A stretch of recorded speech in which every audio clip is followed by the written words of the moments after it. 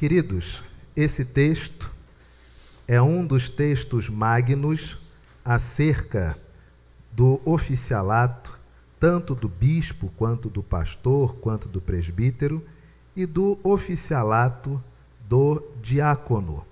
É um texto clássico que todos nós normalmente lemos, especialmente em momentos de eleição para presbítero, para diácono. Nós lemos também em momentos de assembleia e nós lemos em momentos de investidura e instalação. E também é necessário fazer uma reflexão sobre o momento que temos vivido.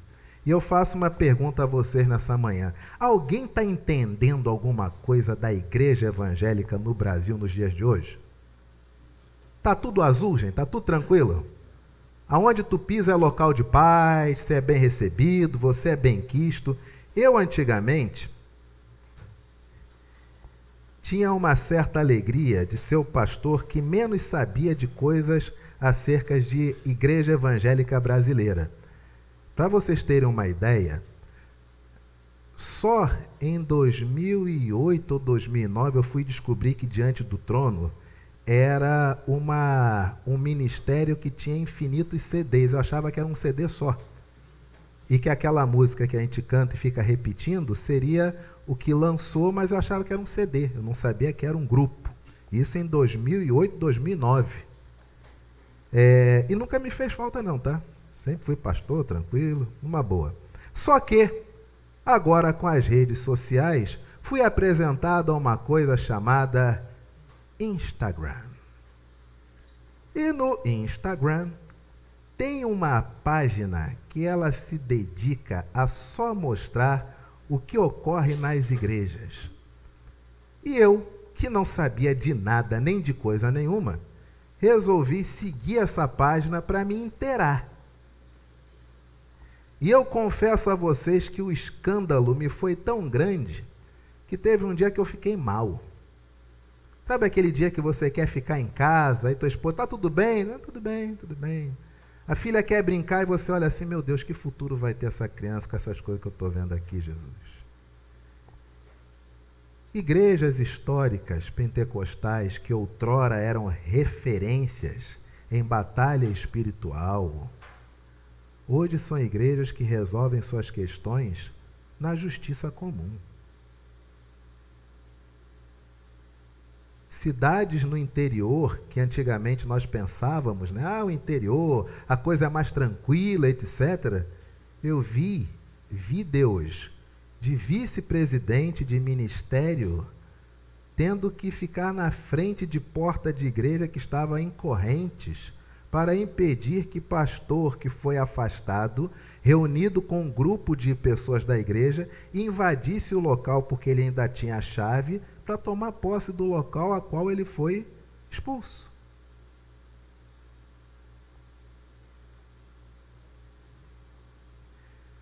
Você vê que cada vez mais, lamentavelmente, pastores de igrejas históricas e comprometidas com o Evangelho têm passado por momentos de depressão, de tristeza. Infelizmente, há um aumento significativo no número de pastores que tiram a própria vida por não aguentarem a pressão que lhes é imposta. E é curioso porque, no meio de tudo isso acontecendo, parece que a igreja, ela dos últimos tempos, ela parece que tem algumas poucas preocupações. E uma das preocupações mais fortes é o seguinte, qual a sua orientação política?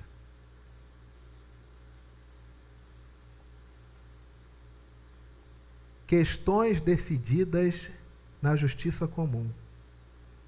Presbíteros apanhando de membros da igreja para não deixar a igreja ser invadida.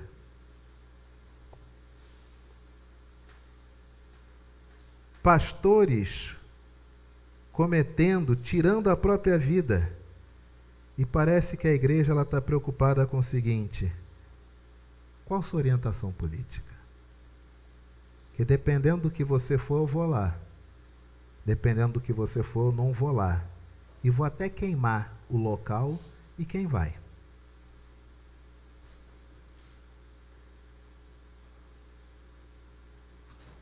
A palavra do Senhor diz, primeira carta de Paulo a Timóteo, capítulo 3, fiel é a palavra. Se alguém aspira ao episcopado, excelente obra almeja. E dos versos de 2 até o verso de número 7, aliás, vai falando sobre as características que deve ter o bispo, aspas, o pastor ou o presbítero. A partir do verso 8, nós temos as qualificações que deve ter o diácono. Semelhantemente, quanto a diáconos, ou seja, da mesma maneira, ou seja, ainda conforme é necessário haver especificações, quanto aos diáconos, é necessário que sejam respeitáveis. Nos dias de hoje, parece que a voga é a falta do respeito. Hoje, como presbiterianos, nós temos até que dizer que nós somos presbiterianos conservadores, o que até talvez 15 anos atrás seria redundante. Mas hoje você já tem que colocar um adjetivo, porque senão você é confundido com outras correntes. E o que se vê lamentavelmente hoje é uma profunda falta de respeito. Não com a tradição ela defende-se por si só. Não com o evangelho, quando a pessoa diz o evangelho de Cristo está envergonhado. Não, o evangelho não é envergonhado por nada. Mas o que se vê hoje é uma falta de respeito à própria vocação. Quando você vê bispos que fazem tudo, menos ler o evangelho para o carente. Quando você vê presbíteros que fazem tudo, menos visitar o enfermo e orar com ele, confessar os pecados, porque a oração da fé salvará o enfermo. Quando você vê diáconos que a última coisa que eles querem é envolver-se na vida de um irmão com o objetivo de auxiliá-lo. A palavra do Senhor diz que quanto ao diácono é necessário que ele seja uma pessoa de respeito. É necessário que as pessoas olhem para ele e percebam que ele é um oficial da igreja. E o respeitem, porque ele sabe dar-se ao respeito. E é curioso que nos dias de hoje, cada vez mais para que as pessoas se achem relevantes, elas têm que parecer bobas, palhaças, como se o jeito informal garantisse uma credibilidade de que você é gente.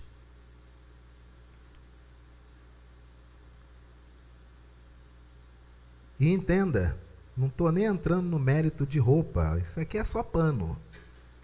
Estamos falando de postura. Como era bonito quando eu era pequeno, lá na igreja do Rio, quando eu via os presbíteros, quando eu vi os diáconos. Eu lembro uma vez correndo pela igreja e aí bati nas pernas do reverendo Amantino. Na fila dos cumprimentos, estava mais cá fora, bati nas pernas dele e olhei para ele, ele olhou para mim, ele sempre muito sério, e ele sorriu. Eu falei, meu Deus, o que antes já era terrível, que eu bati nas pernas do reverendo, agora piorou, porque ele nunca ri, ele riu. O que vai ser de mim? E aí eu corri para o outro pastor e pedi para o outro pastor desculpa. E eu falei, desculpa, padre. Eu era recém-chegado. E aí o reverendo Guilhermino olhou para mim e falou, padre não, meu filho, é reverendo ou pastor. Falei, desculpa, reverendo pastor. E saí correndo. E cheguei em casa e contei para minha mãe e para o meu pai. Falei, olha, eu bati nas pernas de um pastor. Eu acho que era o reverendo Amantino, que é todo sério. E depois um outro falou que ele não era padre, ele era pastor e reverendo, ele era reverendo pastor. E aí meus pais falaram, deve ter sido o reverendo Guilhermino. Eu falei, é um que sorri muito, ele usa um óculos. Ah, então era ele. E em nenhum momento aquilo me fez ter medo de voltar à igreja, eu me senti agraciado. Os dois pastores olharam para mim. Eu achei aquilo maravilhoso.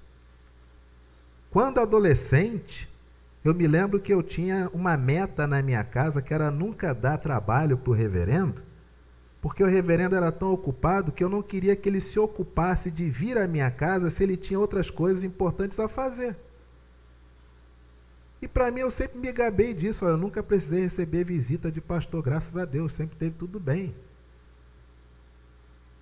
Nos nossos dias parece que é o oposto. Se você não estiver enfurnado na casa de todo mundo, você não é pastor. E ao mesmo tempo, se você não estiver enfurnado na casa de todo mundo, se abastecendo de fofoca, você não fica sabendo de nada. Como se alguma coisa você tivesse que saber no meio da coisa mais rasa, que é a covardia de falar de alguém que não está presente. Onde é que está o respeito, igreja? Diáconos, oficiais, não caiam na esparrela dessa modernidade, onde se você parecer bobão, você é aceito. Porque na hora que as coisas acontecem, todos vão atrás do indivíduo que é respeitado. Ninguém vai atrás do palhaço. A palavra do Senhor diz que os diáconos devem ser respeitáveis, devem ser pessoas de uma só palavra. Você já teve a experiência de lidar com pessoas que a cada hora elas mudam de opinião? É bom isso? Isso acaba até com casamento, não é verdade? Você está com o indivíduo, está com o homem, está com a mulher, toda hora a opinião muda. Fulano confirmado, confirmado. No dia seguinte, cadê? Eu pensei melhor, não é bem isso não, eu vou fazer outra coisa. Isso gera uma inconstância. Imagina para a pessoa que está precisando do diácono, e o diácono diz, a junta diaconal vai lhe ajudar, e a pessoa está ali esperando, passando dificuldade, necessidade, e de repente ela consegue vir domingo, pega dinheiro emprestado, chega na igreja e diz assim, e vocês conseguiram ouvir a minha ajuda, atender o meu pleito? Ah, eu esqueci de falar com a senhora, esqueci de falar com você, amigo. Não vamos ajudar não. O diácono deve ser uma pessoa respeitável e deve ser alguém de uma só palavra.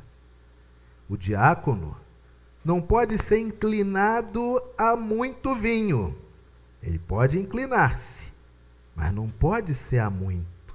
O texto não diz que não deve ser inclinado a vinho nenhum. Diz que não deve ser inclinado a muito vinho. Por quê?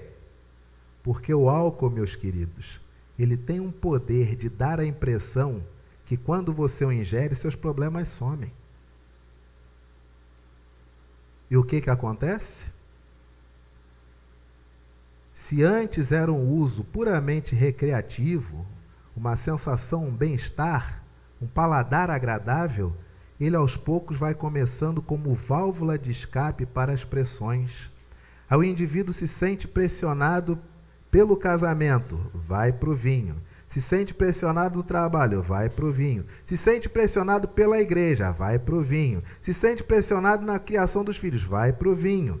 Aí vem a Escritura e diz, diácono, você tem que ser uma pessoa que se dá o respeito. Você tem que ser uma pessoa de uma só palavra. E com relação ao vinho, ele não é pecado. Mas cuidado. Não penda muito para ele, não. Curiosamente, durante a pandemia, fizeram um close, não tem aqueles condomínios americanos maravilhosíssimos, né? Aquelas ruas de concreto, as casas sem cerca nenhuma, aquele jornalzinho jogado ali, aquele traço todo, aquele filminho de sessão da tarde. Aqueles condomínios, durante a pandemia, fizeram uma filmagem mostrando a quantidade de garrafas que ficavam empilhadas nas frentes dos condomínios, das casas. Por quê? Porque as pessoas achavam, se o vírus vai nos pegar, nós vamos morrer, então vamos encher a cara e ser feliz, né? E há muitos que até hoje não se recuperaram e se tornaram lamentavelmente alcoólatras. O diácono não pode usar o álcool como válvula de escape. O diácono não pode ser cobiçoso de sorte da ganância. O diácono ele faz a contagem dos dízimos e das ofertas, dízimos e ofertas. Ele conta esses recursos, aloca para a igreja poder utilizar para o reino. E o diácono deve ser uma pessoa de tanto respeito, de uma só palavra, uma pessoa com os pés no chão, não vivendo o universo fantasioso do álcool, que ele não pode também ser um indivíduo ganancioso. E certa vez, um ocorrido, há muitos anos atrás, lamentável, onde em uma igreja, o diácono, quando fazia a conferência de dízimos e ofertas, durante a semana ligava para o membro. E sabe o que ele fazia? Quer chutar? Ele ligava para o membro e dizia: poxa, fulano, parabéns, hein? Eu vi o seu dízimo esse mês. Rapaz, o que você está fazendo aí? Olha isso. Isso em uma igreja relativamente grande, mas quer também coisa de igreja miudinha? Lá no interior de uma cidade no Nordeste, que não foi Paulo Afonso, mas lá no interior do Nordeste, interior de Pernambuco, uma igreja que estava em litígio, pastor e conselho não estavam se dando bem, aquela coisa toda, e aí a tesoureira fazia o seguinte: ela no sábado ia com gasofilácio, aqueles menorzinhos, sabe? Gasofilácio, passava na porta da casa de cada membro para que eles dessem o dízimo do gasofilácio da igreja ali. Para não ter consagração de dízimos e ofertas domingo. Porque é óbvio, se a igreja não tem recursos, não pode pagar o pastor. Se não paga o pastor, a família dele passa fome. Se a família dele passa fome, o que ele tem que fazer? Ele tem que ir embora. Por isso, esse ardil, essa coisa tipicamente baixa, de que se a igreja está em crise, a primeira coisa que se faz é o quê? Segura o dinheiro. A gente vai ter o prazer de ver a esposa do pastor sem pintar o cabelo, ver as crianças começando a andar com as roupas todas esculhambadas.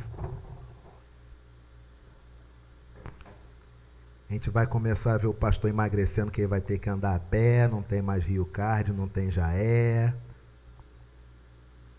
E a partir daí, para a glória de Deus, tudo pensando em Deus, essa irmã pegava esses recursos antes, para que no domingo não houvesse contribuição. Quanto aos diáconos, é necessário que sejam respeitáveis, de uma só palavra, não inclinados a muito vinho, não cobiçosos de sorte da ganância, conservando o mistério da fé com a consciência limpa. Isso é uma coisa que hoje em dia cada vez mais é raridade. Com o advento da internet, nós somos apresentados a muitas coisas. E nós no mundo somos quase 9 bilhões de pessoas. Mas nós achamos que 9 bilhões de pessoas assistem somente o que nós assistimos no YouTube. Os vídeos que nós vemos que dá ali 100 mil visualizações, 20 mil, 1 milhão. Então, com 1 milhão de pessoas assistindo, nós achamos que os outros 8 bilhões e blau assistiram. E pensam igual a nós, mas não pensam. Tudo que o YouTube faz é te manter na tua bolha, para você pensar daquele jeito. E você acha que não existem outros vídeos refutando o que você pensa, porque ele só te mostra aquilo ali. De tal modo que quando você pesquisa alguma coisa referente às escrituras, em um dado momento pode ser que o YouTube ele te mostre, ele te aponte a debates, que no meu português eu chamo de rinhas teológicas. Você joga um que pensa de um jeito, você joga outro que pensa de outro jeito, e ganha quem tiver mais argumento de morto. Você vem com 10 quilos de texto, o outro vem com 15 quilos, ele ganhou aqui, tem 15 quilos de texto. Mas dependendo do morto, que você soltar o comentário do morto, se o morto for uma carta super trunfo, você ganhou o debate. E aí o programa fica combinado assim, quem ganhou foi fulano. O céu realmente é para os salvos. Aí todo mundo, ó. Aí no dia seguinte o outro debate. E a mesma coisa. E nós enxergamos aquilo achando que o mundo inteiro está olhando aquilo ali, as pessoas não estão nem aí para isso. E o que me deixa mais triste nessa coisa de começar a conhecer o que ocorre em outros lugares é que você tem batalhas, essas rinhas,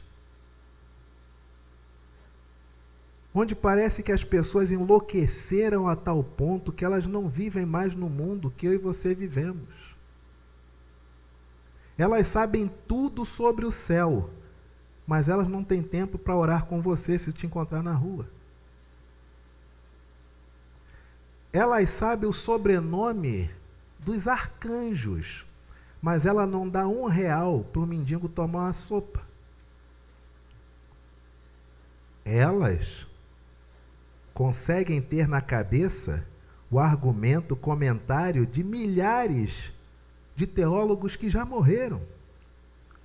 Mas você não encontra nelas empatia para que elas possam doar blazers, paletós, sapatos que já não usam mais porque engordaram. E vem o Evangelho, através da carta de Paulo a Timóteo, vem essa boa nova, dizendo que é necessário conservar o mistério da fé, ou seja, como Paulo diz, a fé que tu tens, tem-na para ti mesmo, aquilo que tu crê e acredita, guarda para tu, conservando o mistério da fé, com uma consciência limpa. Mas se você assiste esses debates, o que você vê é que no começo há um respeito e no final há um degladir de palavras terríveis. E muitos crentes hoje olham uns para os outros se achando mais. Se eu sou arminiano, eu sou melhor do que um calvinista. Se eu sou calvinista, eu sou melhor do que um arminiano. E o mendigo está na rua, amigo. E aquele texto, tive fome, me deste de comer, tive sede, me deste de beber, toda vez fizeram os pequeninos, fizeram a mim, entra no gozo do teu Senhor, esse ninguém discute. Porque se for discutir, a gente vai ter que abrir nosso armário. Então vamos continuar falando sobre o sexo dos anjos? Vamos continuar inquirindo se Adão tinha umbigo? E será que Eva tinha umbigo? São essas as linhas teológicas. E as crianças permanecem em abrigos e não são adotadas. Os mendigos permanecem nas ruas e não recebem caridade por parte dos cristãos, muitas vezes. A política brasileira está aí, e você encontra crente querendo fazer plano de morte para defender A ou B, mas não encontra crente que convença a sua família a dobrar os joelhos e cumprir as escrituras que diz: ore por todas as autoridades para que você que está orando tenha a consciência tranquila.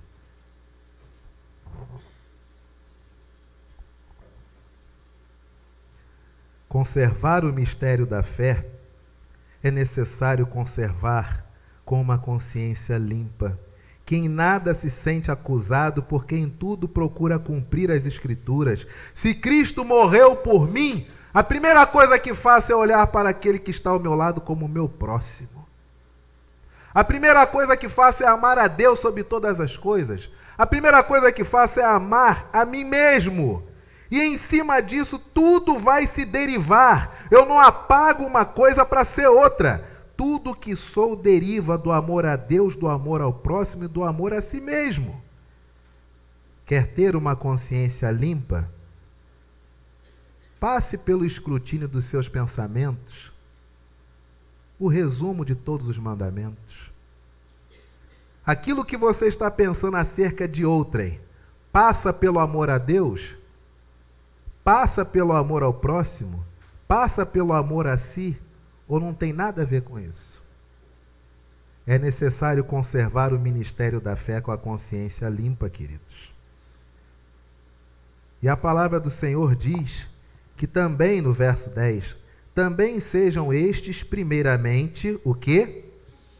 Experimentados. Nós defendemos a tese que diácono, antes de ser eleito diácono, tem que fazer um estágio. O Evangelho diz, a Boa Nova diz, ele deve ser experimentado. Você deve avaliar pontualidade, respeito, palavras, postura, se é ganancioso, se é inclinado a muito vinho. Você tem que fazer isso. A Bíblia está dizendo, também sejam primeiramente experimentados. E qual é o ponto de corte para ele ser aprovado nesse estágio? Se mostrarem o quê? Se ele se mostrar amigão do pastor, passa ele. Não é isso? Se eles se mostrarem o quê? Se ele for peixe do presbítero, libera ele. Ele vai amadurecer. De repente é isso que falta para Deus tocar no coração dele. É necessário que ele seja irrepreensível. E se assim o for, depois de experimentado, e for considerado irrepreensível, aí sim, ele exercerá o quê? O diaconato. O estágio é fundamental. É bíblico. É cumpra-se. Não tem debate. Deve ser experimentado. E ao mostrar-se irrepreensível, exerça o diaconato. E aí, o apóstolo Paulo também fala acerca das mulheres. Quanto às mulheres, é necessário que sejam elas o quê? Vocês estão com medo de ler sobre as mulheres, gente? Que susto, eu, hein? Da mesma sorte, quanto às mulheres, é necessário que sejam elas o quê? Minha irmã, se dê ao respeito, minha irmã.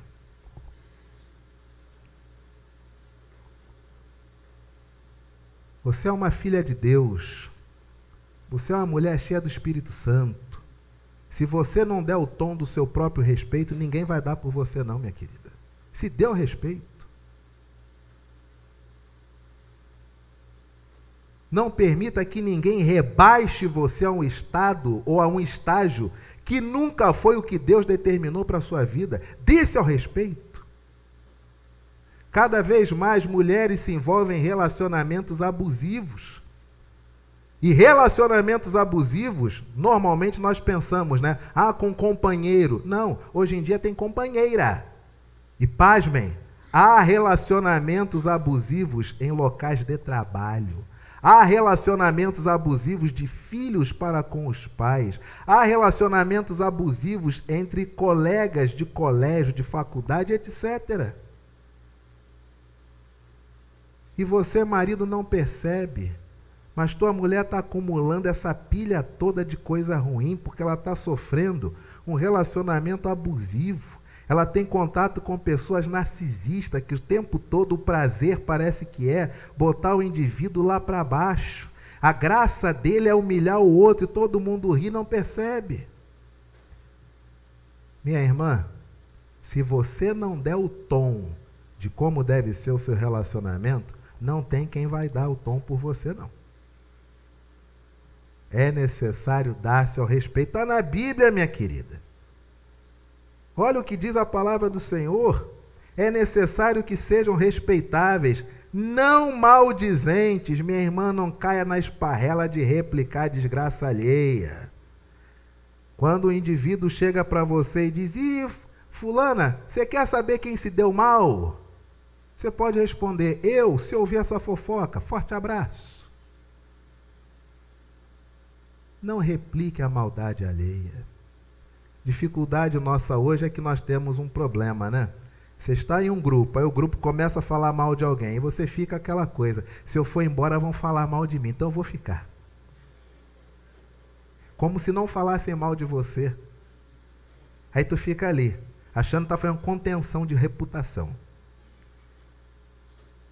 Aí você vai absorvendo tudo aquilo que é ruim, todo aquele lixo, toda aquela toxicidade.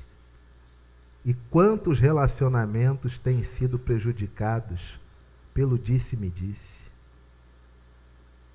Quer ver uma coisa que é linda, que é fantástica?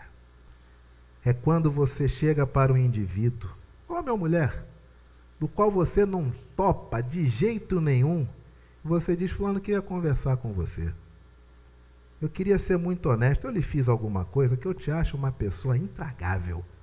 Mas você só é assim comigo, eu lhe fiz alguma coisa?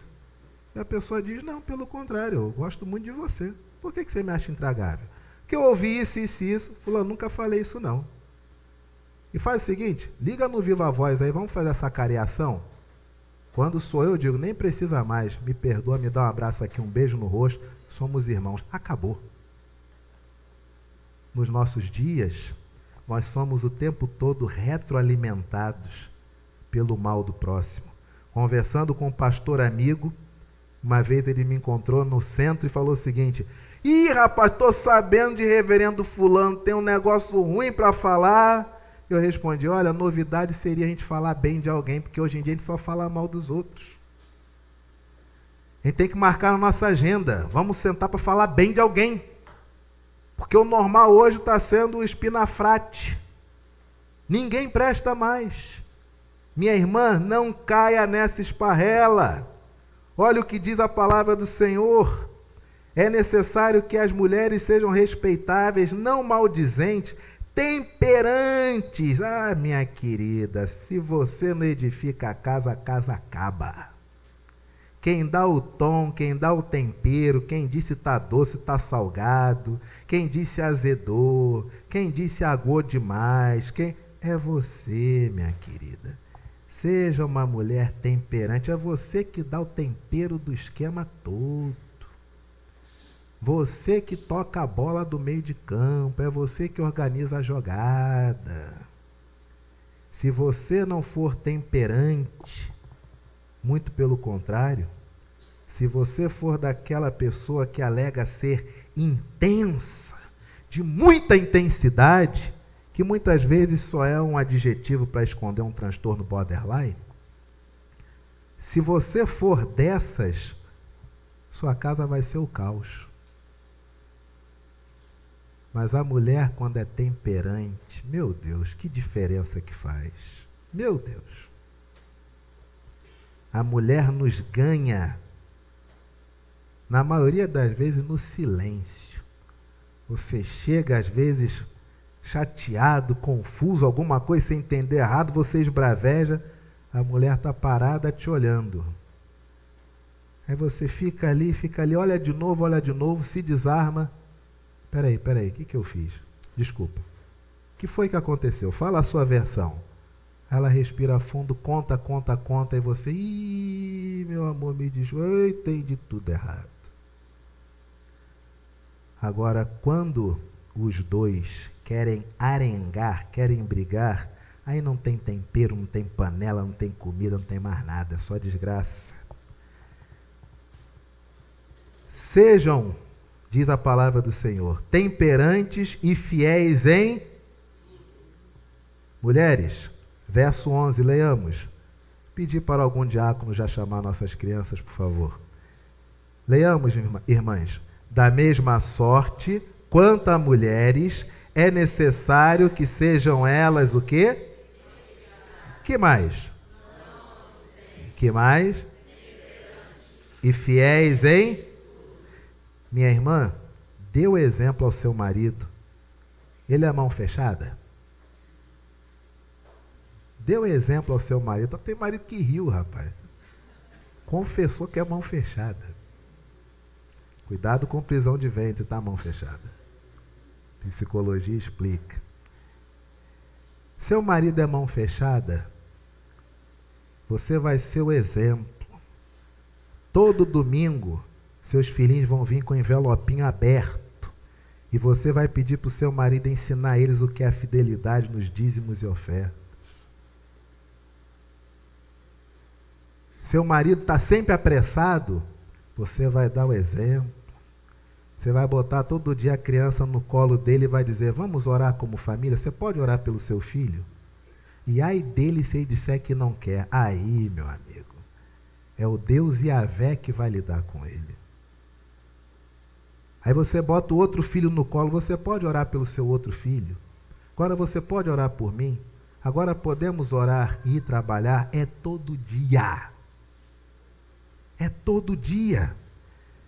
Minha irmã, você ensina seu marido e seus filhos a serem fiéis no quê? Em tudo. Você dá o tom dessa fidelidade. E a palavra do Senhor ainda diz, pois os que desempenharem bem o diaconato alcançam para si mesmos o quê?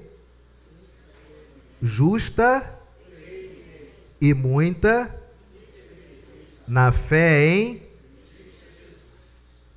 E no dia de hoje, nós vemos esse verso de número 13 cumprir-se.